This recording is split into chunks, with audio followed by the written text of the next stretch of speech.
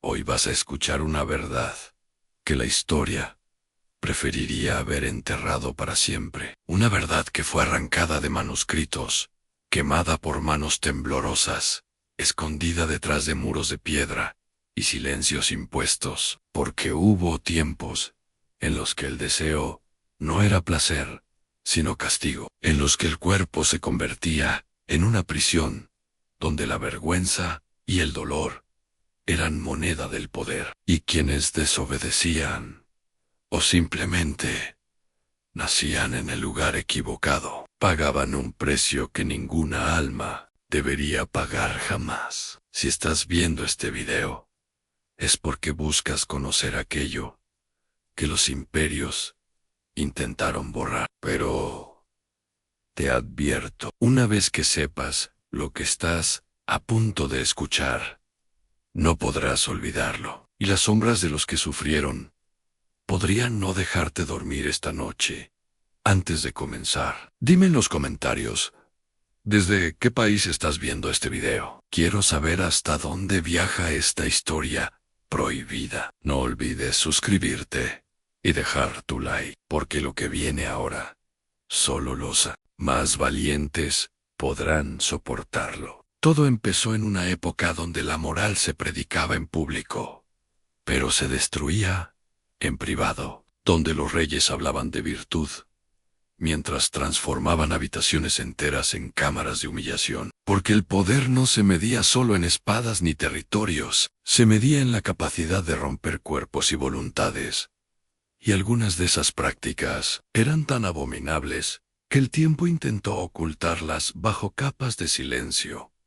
Imagina un castillo, velas que apenas iluminan, muros fríos, pasillos donde los susurros no son rezos, sino súplicas. Tras una puerta pesada de hierro, hay un lugar que ningún sirviente se atreve a nombrar. Allí, un monarca, educado para creer que todo le pertenece, ha convertido el deseo en una herramienta de tortura. No busca placer, busca obediencia, busca miedo, busca control absoluto. Y cuando el sufrimiento se combina con la desnudez del cuerpo, el alma se quiebra sin posibilidad de volver a unirse jamás. Uno de estos gobernantes fue conocido en su tiempo por la glotonería, la crueldad y los castigos que mezclaban el placer ajeno como arma de dominación. Los registros oficiales lo llaman un gran reformador, un pilar del imperio. Pero las cartas secretas, las que sus enemigos intentaron preservar, cuentan una verdad distinta, una verdad que tú conocerás hoy. Este rey, cuyo nombre fue cuidadosamente rehabilitado por los historiadores de la corona, inventó un castigo que estaba reservado para quienes osaban reírse de su virilidad. Bastaba una burla, una mirada acompañada de una sonrisa burlona, para que él sintiera una amenaza personal. Y entonces, esa persona, hombre o mujer, desaparecía de la corte durante días, semanas, o para siempre, dentro de una sala que jamás figuró en los planos del palacio. La víctima era expuesta no solo a la violencia, sino a la humillación más íntima. Se le arrebataba su humanidad, y mientras la corte dormía, él celebraba un espectáculo secreto, donde el deseo se convertía en una forma de ejecutar lentamente el espíritu de sus enemigos. Pero este no fue el único caso, ni siquiera el más aterrador. En monasterios aislados, donde se suponía que reinaba la pureza, algunas jóvenes que cometían el pecado de sentir atracción o de simplemente ser acusadas de ello por alguien con más poder, eran sometidas a rituales que mezclaban religión, castigo y deseo. Rituales que pretendían curar la tentación, pero que solo alimentaban la perversión de sus ejecutores. Todo bajo la falsa luz del perdón.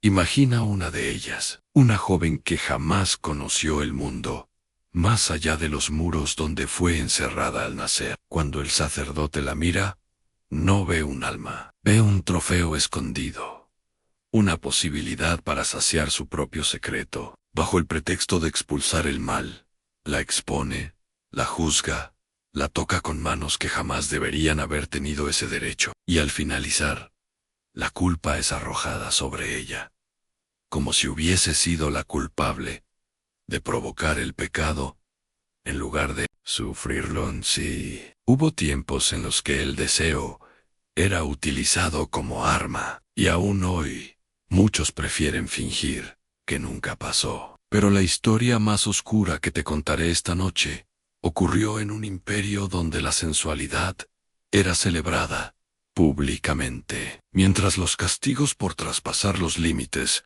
eran tan brutales que nadie se atrevía a hablar de ellos en voz alta. En ese imperio vivía una mujer cuyo nombre fue borrado intencionalmente de todos los archivos. Los pocos pergaminos que mencionan su existencia la llaman simplemente la favorita perdida. Una mujer que era considerada la joya del palacio, la envidia de nobles y guerreros, la protagonista de historias secretas contadas en voz baja.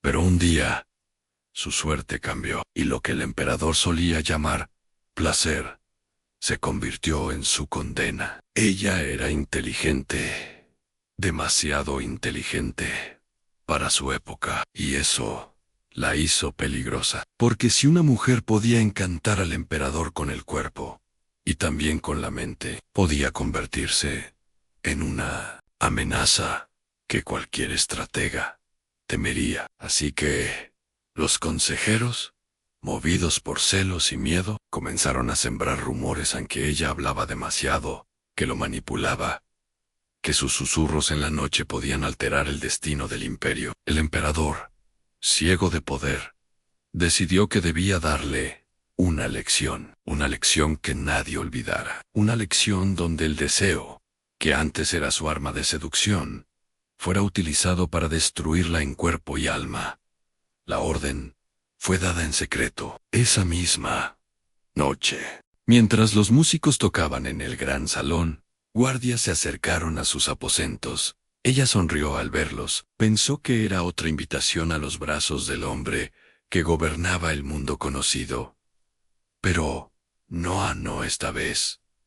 Los guardias no hablaron, solo la tomaron por los brazos y la arrastraron hacia un lugar al que solo se llega cuando ya no hay retorno. Mientras avanzaban por los pasillos, ella empezó a entender. Las antorchas no eran las mismas. El aire olía diferente. No había lujo. No había perfumes. Solo humedad y un silencio que pesaba sobre la piel. Llegaron a una puerta que parecía respirar oscuridad. Los guardias la abrieron de un golpe. Y dentro no había nadie esperando con caricia. Había instrumentos en cadenas y rostros que no expresaban deseo, sino ansias de ver dolor. Ella quiso gritar, quiso preguntar qué era lo que había hecho, pero la respuesta nunca llegó. La respuesta fue su castigo. Durante horas, o fueron días, ella fue obligada a soportar pruebas inhumanas, creadas no para provocar placer, sino para destruirlo para siempre. Cada gesto, cada mirada de los presentes, estaba cargada de crueldad. Querían verla quebrarse, querían que la hermosa estatua, que una vez adornó los sueños del emperador, se desmoronara, hasta quedarse hecha polvo. Y cuando finalmente quedó tan débil, que apenas podía mantenerse de pie, el castigo final fue pronunciado.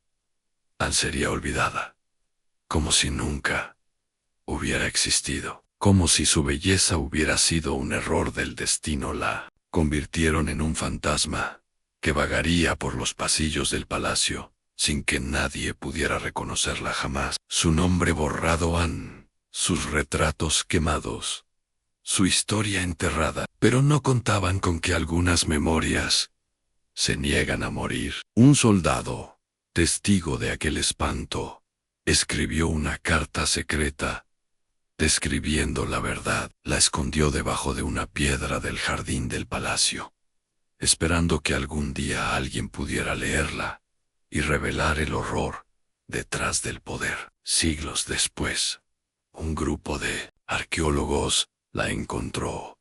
Y gracias a esa carta, hoy, tú conoces este capítulo prohibido de la historia, pero aún hay más. Este no fue un caso aislado. No fue una excepción, fue una práctica en un patrón de terror disfrazado de disciplina, y se extendió por imperios, reinos y religiones, cuerpos convertidos en prisioneros, placer convertido en arma, y un mensaje claro: el poder tiene derecho sobre tu deseo.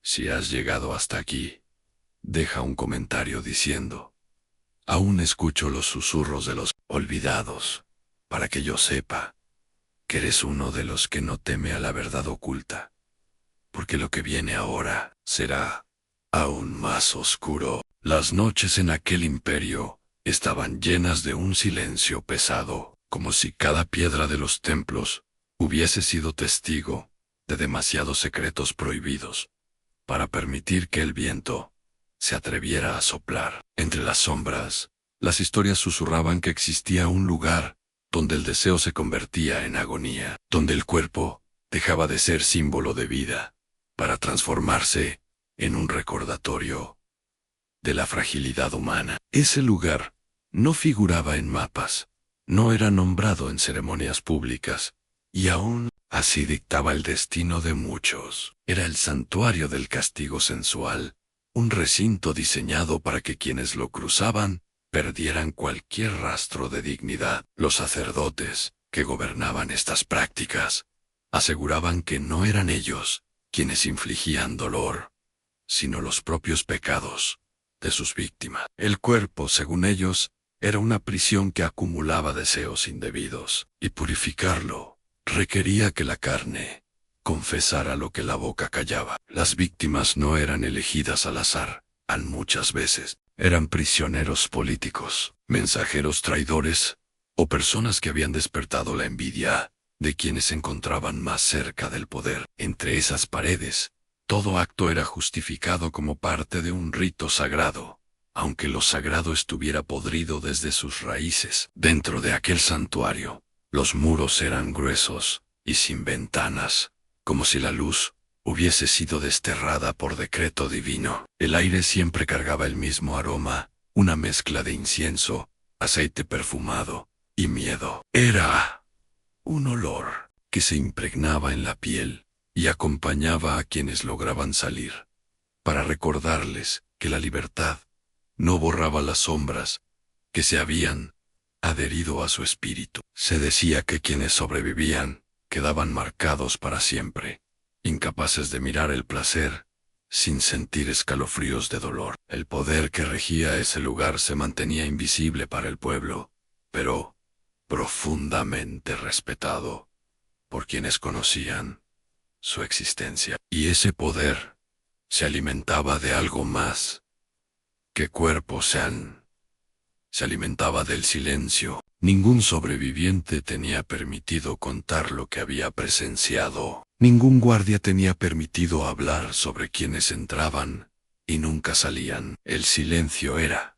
en sí mismo, otro instrumento de tortura. Con el paso del tiempo, los métodos dentro del santuario se habían vuelto cada vez más sofisticados. Los castigos se disfrazaban de rituales dedicados a los dioses del deseo y la fertilidad. Aquellos que eran llevados allí eran sometidos a ceremonias donde su propio cuerpo era utilizado como su verdugo. La sensualidad se mezclaba con el terror de manera calculada. El punto no era destruir por completo, sino quebrar lentamente la mente de los condenados, haciéndoles creer que sus propios impulsos eran la causa de su sufrimiento. En el corazón del santuario había una cámara más temida que todas las demás, un lugar conocido solo como el altar del susurro. Su nombre provenía de los llantos ahogados que escapaban por debajo de la puerta,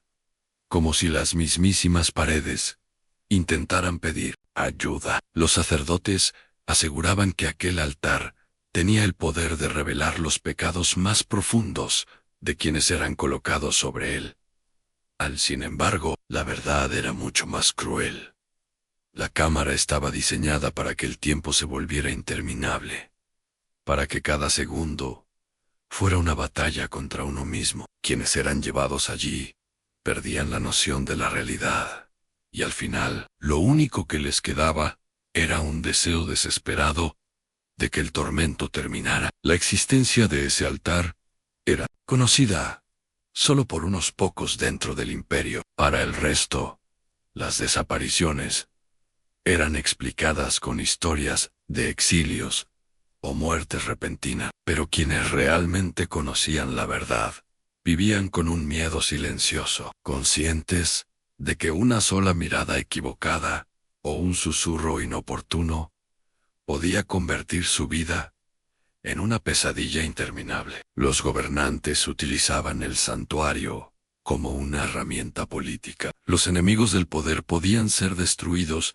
sin levantar sospechas ni provocar rebeliones. Bastaba con acusarles de caer en deseos impuros y justificar su castigo como un acto de purificación espiritual. Cuanto mayor era la posición social del acusado, mayor era el espectáculo interno del ritual, y cuanto más fuerte había sido su prestigio, más profundo se buscaba quebrar su orgullo. El santuario era una maquinaria de control, donde el terror se mezclaba con el placer de quienes creían estar sirviendo a los dioses. Pero la línea entre fe y perversión se había borrado hacía ya muchísimo tiempo. En aquel lugar, la sensualidad no era un regalo divino, sino un arma cuidadosamente afilada para atravesar la mente y el alma de quienes se convertían en víctimas del poder. Y aunque las paredes del santuario parecieran inquebrantables,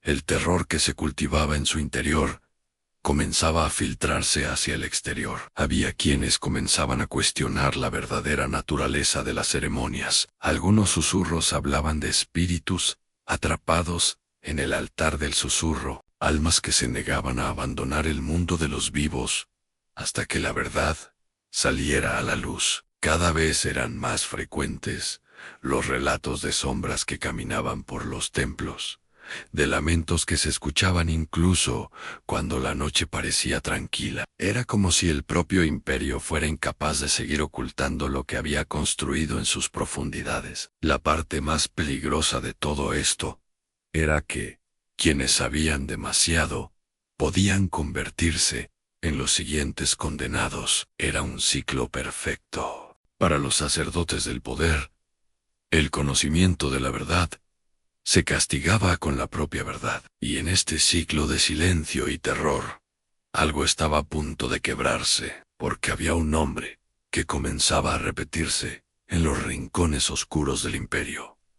Un nombre que pertenecía a alguien que había visto demasiado. Una persona que entendía que el sistema se sostenía solo gracias al miedo. Un individuo dispuesto a enfrentar aquello que muchos creían eterno. Alguien que estaba decidido a revelar lo que la historia había jurado enterrar para siempre. Su nombre había sido sinónimo de esperanza. Era una joven reconocida por su inteligencia, por su capacidad de generar respeto, incluso entre quienes buscaban ocultar el progreso bajo capas de tradición. Había nacido en una familia modesta, pero su mente brillaba con tal intensidad que muchos creían que su destino sería cambiar el rumbo del imperio. Tenía acceso a textos prohibidos, estudiaba creencias que no pertenecían a los templos oficiales, y se atrevía a cuestionar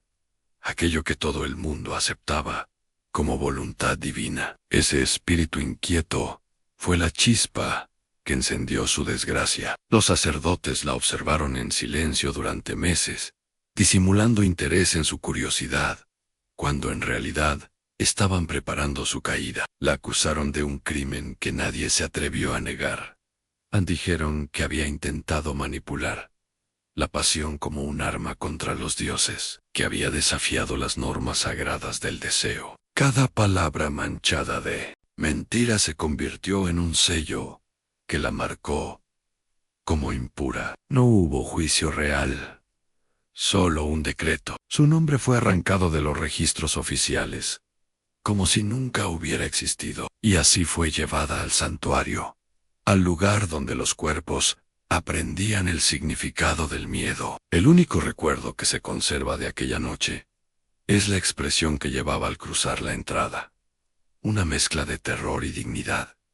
No suplicó, ni derramó lágrimas. La firmeza en su mirada era casi un desafío. Eso irritó a quienes la vigilaban, pues sabían que el castigo sería aún más brutal contra alguien que no se quebrara fácilmente. Las víctimas más fuertes eran siempre las que más tiempo permanecían bajo los rituales del santuario. La resistencia era interpretada como un signo de mayo, era impureza, y por lo tanto, motivo para profundizar todavía más en la tortura. Los pasillos por los que fue arrastrada estaban decorados con inscripciones que simulaban enseñanzas espirituales, pero cada símbolo escondía un significado torcido. Se proclamaba que el cuerpo debía expulsar su corrupción, no a través del arrepentimiento,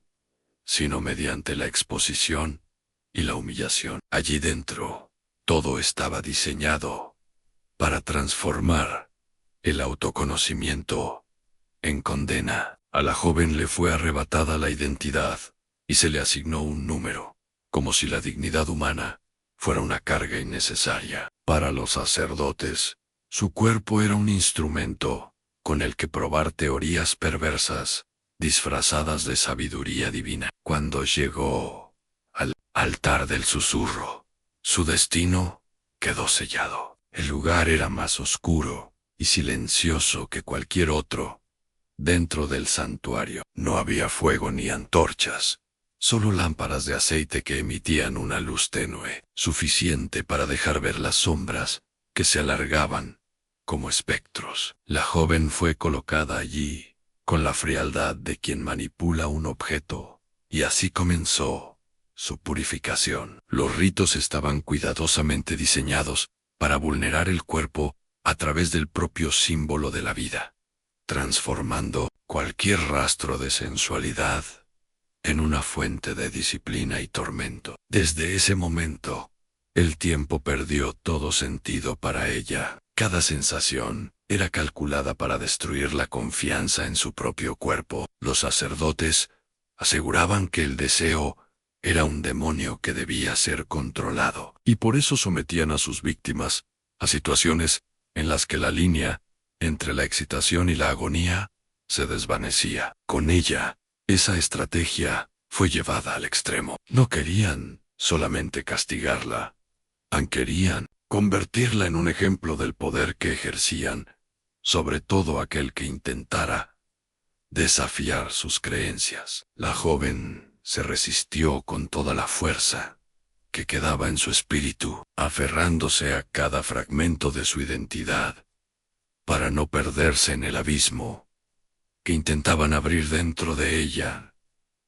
O tal vez semanas, nadie lo sabe con certeza. Las víctimas no tenían derecho a saber cuánto tiempo duraba su tormento. Lo único claro es que la joven comenzó a cambiar. Aquella mirada firme se volvió más distante. A veces, parecía que sus ojos contemplaban algo que no estaba allí, como si su mente hubiese escapado del santuario para no enfrentar el dolor que se le imponía. Los sacerdotes lo interpretaron como señal de que los ritos estaban funcionando. Pero lo que realmente sucedía era mucho más profundo.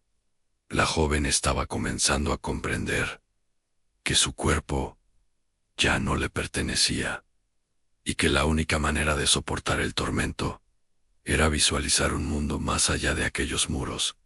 Cuando finalmente fue liberada, lo que regresó al exterior ya no era la misma persona que había entrado. Había perdido parte de su voz interna, como si los susurros del altar se hubiesen quedado atrapados en su mente. Cada paso que daba parecía cargado de culpa, Aunque jamás había cometido un crimen verdadero, la gente del pueblo la observaba como alguien impuro, sin saber que ella era el resultado más directo de la corrupción del poder. Cada mirada juzgadora era otro golpe que prolongaba su castigo. Aún después de haber salido del santuario, ella jamás habló de lo que había vivido, pero su silencio no fue un acto de sumisión. Era la única forma de protegerse a sí misma, de quienes aún tenían el poder de llevarla de vuelta. Su historia resonó en el imperio como un eco prohibido. Algunos la veían como mártir de una verdad que nadie quería enfrentar. Otros preferían ignorar su existencia para no convertirse en la siguiente víctima del santuario. Su rostro se convirtió en símbolo de un sistema que utilizaba el cuerpo como prisión y el deseo como arma. Aún así, había algo que nadie esperaba. A la joven no estaba sola. Otros habían sobrevivido también, y cada uno cargaba consigo fragmentos de horror que nunca se habían atrevido a compartir. Juntos, formaban una amenaza que los sacerdotes no habían anticipado, en la posibilidad de que la verdad se reuniera pieza por pieza, hasta convertirse en un grito imposible de silenciar. Y fue entonces cuando surgió el miedo del lado del poder, porque sabían que cuando la palabra prohibida se alzaba, ningún muro era suficiente para detener la caída de un imperio. El santuario había creado su propia maldición, y la historia estaba a punto de despertar. Antes de que el santuario se convirtiera en la prisión de cuerpos y la tumba silenciosa de almas, no era más que un templo modesto, dedicado a la fertilidad. Sus rituales buscaban bendecir las cosechas, asegurar descendencia y ofrecer gratitud a los dioses que regían los ciclos de la vida. En aquel tiempo, la sensualidad era celebrada como un don divino, una energía capaz de unir a los humanos con lo sagrado. Pero la línea que separa la devoción del exceso puede romperse en un suspiro, y fue precisamente esa ruptura la que lo cambió todo para siempre. El imperio atravesaba entonces un periodo de crisis. Las sequías asfixiaban la tierra, las guerras drenaban sus recursos, y las plagas devoraban aquello que el sudor de los campesinos conseguía producir. El pueblo comenzó a murmurar que los dioses estaban furiosos, y el miedo se extendió como una infección invisible. La desesperación llevó a los gobernantes a buscar soluciones donde nadie más se atrevía a mirar, en las sombras de la espiritualidad prohibida. Fue así como apareció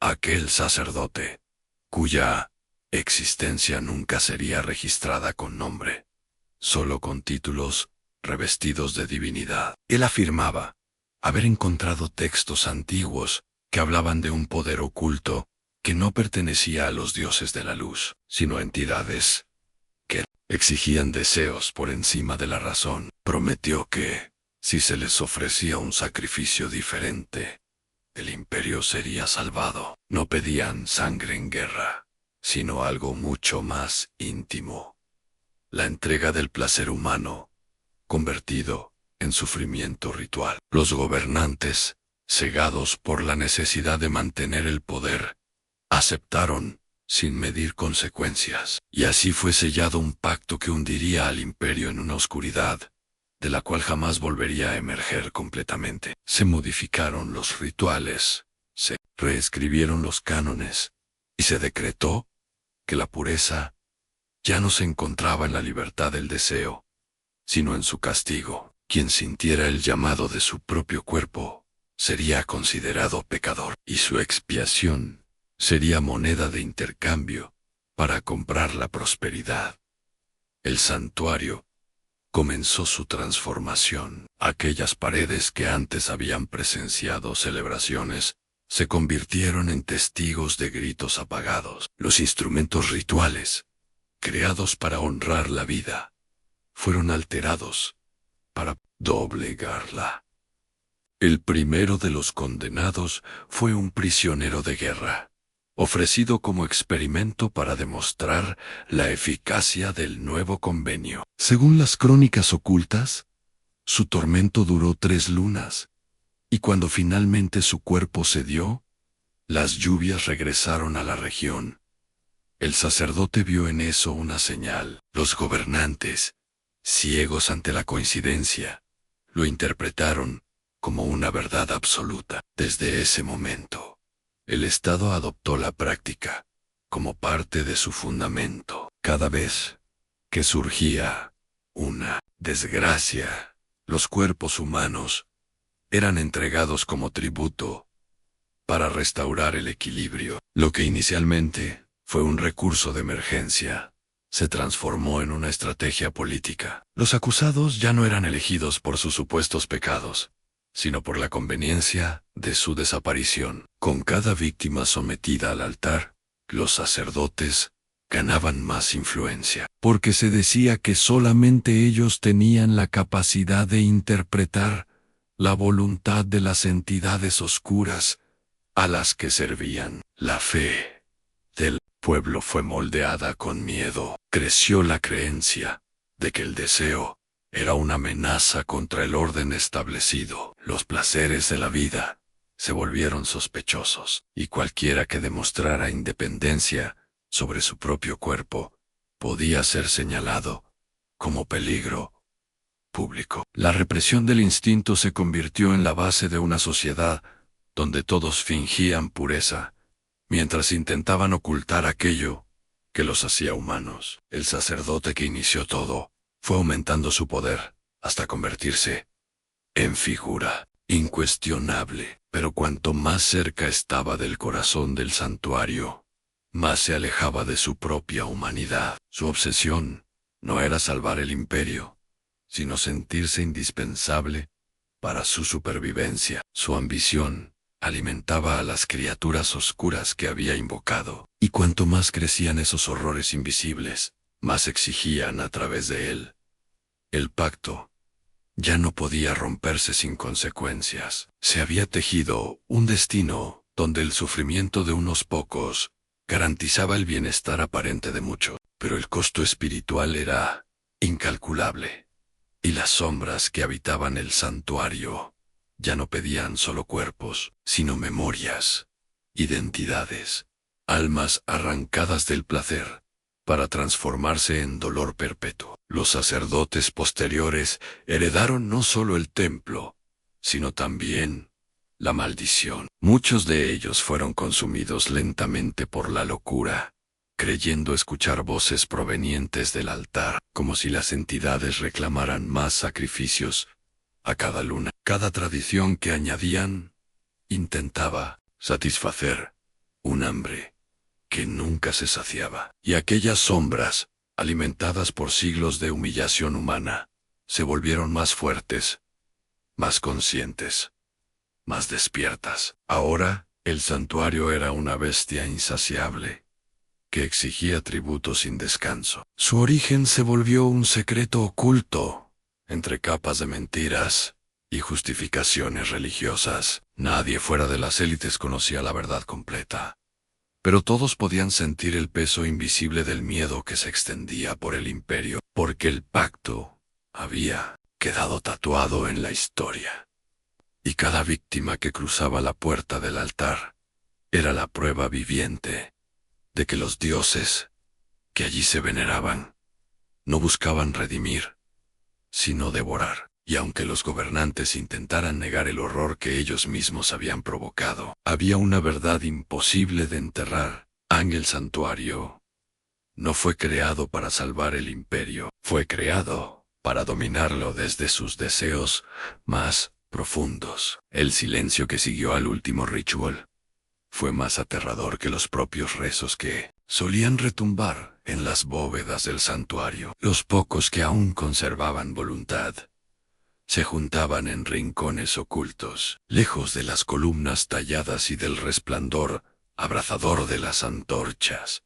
Habían perdido toda fe en un rescate divino o humano. Comprendieron que la única manera de sobrevivir era destruir aquello que veneraban. La culpa por cada desaparición, por cada vida ofrecida a la belleza, ardía dentro de ellos más que el miedo. Y esa mezcla los volvía peligrosos. Entre esos sobrevivientes surgió Maelis como una fuerza inesperada. Había sido elegida meses atrás para servir como consagrada del culto, marcada con perfumes encantados y dorados, símbolos de pureza. Sus manos y su figura parecían hechas para la devoción, pero ahora llevaban algo más fuerte, el dolor de haber visto la verdad demasiado tarde. Ella fue quien encontró tablillas enterradas en una cámara sellada,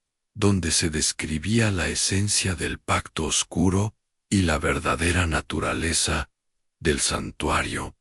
Allí descubrieron que la belleza no era sagrada, no era celestial, era una criatura sin tiempo, alimentada por los deseos más ocultos del ser humano. Maelis propuso destruir los símbolos y quemar el salón central durante la próxima noche sin luna. Creía que, si lograban cortar la fuente de adoración, la entidad perdería su poder. Pero la belleza sintió el perfume de la traición antes de que las manos se atrevieran a actuar. Las paredes comenzaron a temblar, como si respiraran. Las figuras, talladas en mármol, abrieron grietas por las que se filtraba un brillo insano y seductor. Los vitrú murmuraban como si escucharan pensamientos. Cada sobreviviente sintió la misma caricia mental que alguna vez los había llevado a entregarse a una seductora voz, sin sonido,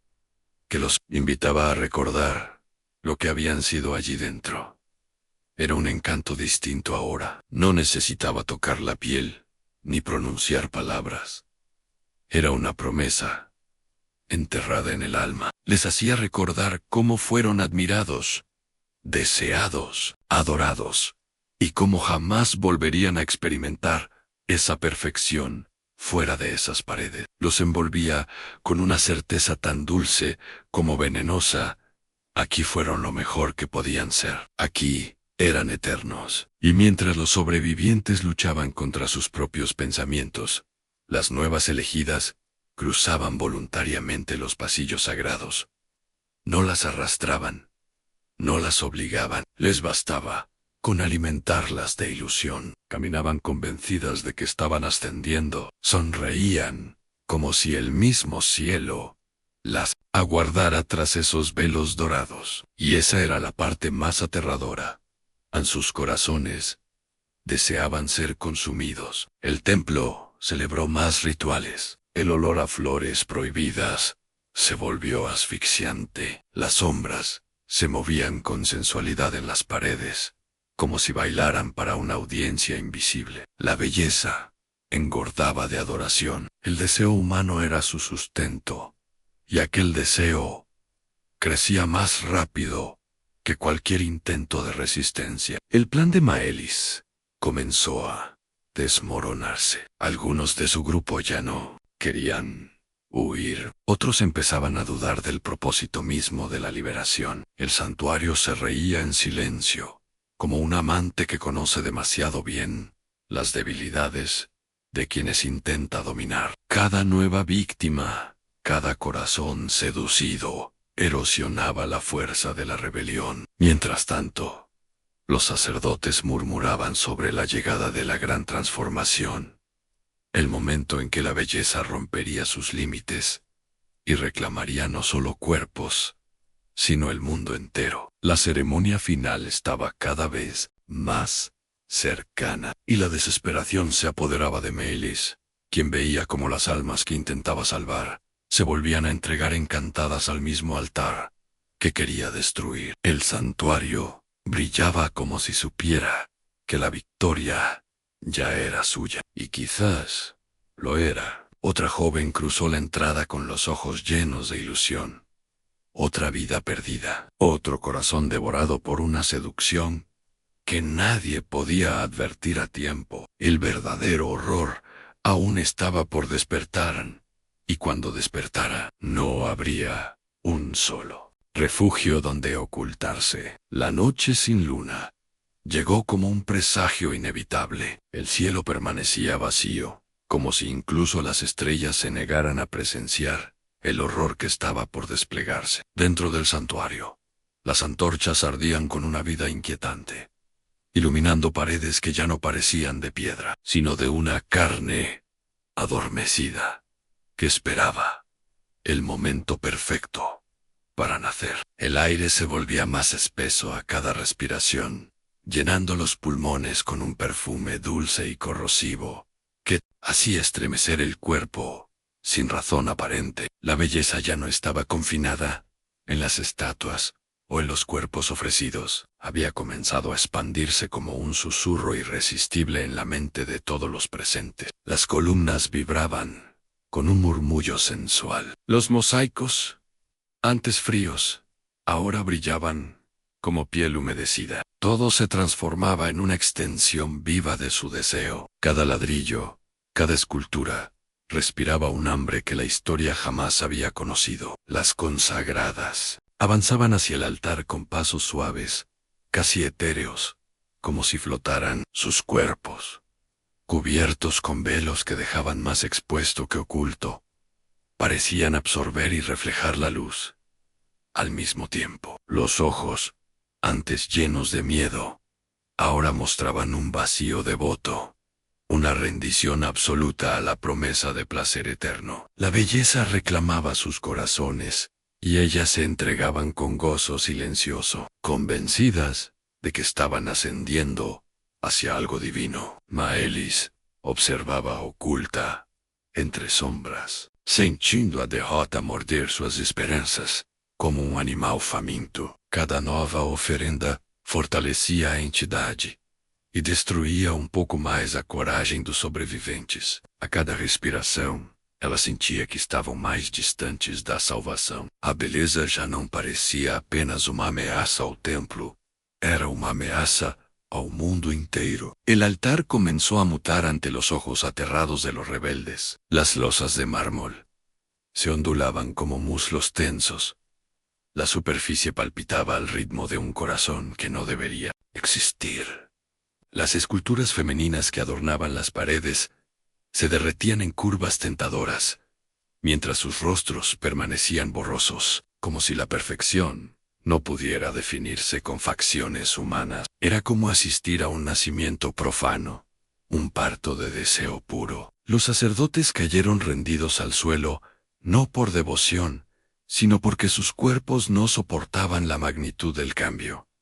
Sabían que el tiempo de los hombres había terminado. El santuario, que alguna vez adoraron como templo, ahora se revelaba como una prisión que se abría por dentro. Entonces, de entre la luz dorada del altar, la belleza tomó una forma. No había rostro, porque un solo rostro no bastaría para contener lo sublime. Su figura se movía en un vaivén de perfección imposible, oscilando entre la carne y el sueño. Era el deseo encarnado, una fuerza que hacía al cuerpo arder sin tocarlo. Todos sintieron una necesidad irracional de ser poseídos por ella, aunque eso significara perderse para siempre. Los sobrevivientes intentaron luchar contra la tentación, pero la mente no era rival para un impulso nacido en las entrañas. O medo e o prazer se misturavam em uma tortura doce, tornando impossível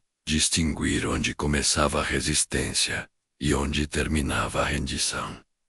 El santuario comenzó a expandirse. Las paredes se abrieron como alas, buscando romper los límites de la tierra. La respiración de la belleza se transformó en viento, y ese viento prometía llevar su dominio más allá de aquellas columnas, más allá del valle, más allá de cualquier frontera que la humanidad pudiera imaginar. Maelis comprendió, con un terror que le heló la sangre, que ya no enfrentaban un dios, enfrentaban un deseo vivo. Y el deseo, cuando se vuelve infinito, no necesita permiso para devorar el mundo. Si la belleza alcanzaba el exterior, nada ni nadie sería capaz de ignorarla, y todos caerían ante sus encantos. El fin no sería una guerra, no sería una conquista, sería una entrega absoluta. Maelis entendió que solo un sacrificio mayor que todos los anteriores podría detenerla. Pero nadie sabía todavía quién pagaría ese precio, o si llegaría a tiempo. La belleza había despertado y no volvería a dormir. El santuario respiraba como un gigante hambriento. La belleza, recién nacida, en su esplendor, expandía su presencia como un huracán silencioso, dispuesto a desatar el caos más dulce que el mundo conocería. Los rebeldes se aferraban a la última chispa de razón, pero sus mentes ya se quebraban ante el impulso seductor que dominaba sus cuerpos. Cada pensamiento de resistencia se deshacía como arena entre los dedos. Era inútil luchar contra el deseo cuando éste se volvía destino. Maelis, con el peso de la desesperación hundido en los huesos, comprendió lo que la profecía había escondido por siglos. La belleza no podía ser destruida por manos humanas, porque era la esencia misma de lo que la humanidad anhelaba. El único modo de poner fin al despertar era ofrecerle un corazón no corrompido por el placer, un corazón que aún pudiera recordar el sacrificio como virtud. Ese corazón era el suyo. Se acercó al altar, como quien camina hacia un amanecer condenado. Cada paso quemaba, cada respiración arrancaba una parte de su alma. Sentía la mirada invisible de la belleza recorriendo su piel, invitándola a rendirse, prometiéndole gozos inmortales, con apenas un pensamiento. Las consagradas la observaban, sin entender por qué sus piernas no se doblaban ante la perfección que exigía la entrega absoluta. Maelis se tornó una aberración en un lugar donde la voluntad había muerto hace mucho. El suelo vibró bajo sus pies cuando llegó al borde del altar. Era como caminar sobre un corazón vivo que latía en ritmo de deseo. La belleza se arqueó en un movimiento voluptuoso, dispuesta a envolverla en caricias que la borrarían para siempre. Pero Maelis mantuvo la mirada fija en la oscuridad que aguardaba más allá del velo de placer. Sabía que su sufrimiento tendría que ser mayor que el de cualquier víctima anterior, porque la divinidad exigía un precio que hiciera temblar a los dioses. Entonces se alzó el canto final del ritual, no un canto de voces, sino de cuerpos enteros estremecidos por el éxtasis. Todos se contagiaron de una energía que redoblaba el deseo hasta tornarlo insoportable. La belleza se estiró hacia Maelis como un abrazo glorioso. El templo entero quiso poseerla y devorarla al mismo tiempo, pero ella no cedió. Maelis se lanzó hacia el altar, en un acto que no buscaba gloria, solo el fin. Su sangre, limpia del toque corruptor de la belleza, cayó sobre la superficie viva y ardiente del mármol. En ese instante, el santuario estalló en una luz que arrancó gritos involuntarios de cada alma presente. La belleza retrocedió, como si la herida que recibía no fuese en la carne de Maelis, sino en su propio corazón recién formado. La luz se expandió como una ola de furia divina. Las columnas se quebraron, las estatuas se derritieron en un grito silencioso, y las paredes se desplomaron, como si la tierra se negara a sostener más aquel templo profano. La belleza se deshizo en un lamento que no fue odio ni derrota, mas un convite suspenso.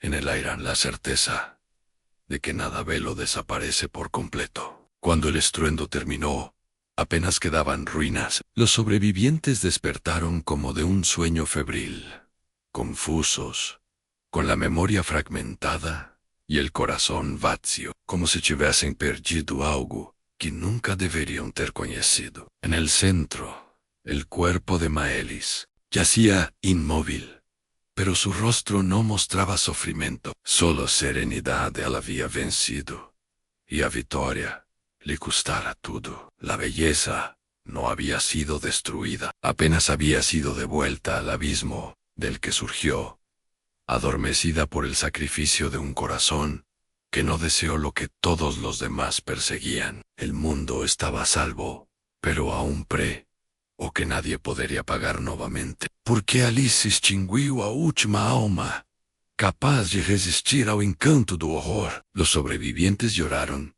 sin entender por qué su llanto no aliviava nada. Talvez porque a verdadeira tristeza não esteja em perder, mas em saber que a vitória nunca será suficiente para devolver o que o horror levó. Y cuando el viento sopló sobre las ruinas del santuario Troci, consigo un perfume suave y dulce y perversamente familiar, un recordatorio de que la belleza apenas dormía, que algún día, cuando el mundo olvidara el sacrificio de Maelis, despertaría de nuevo.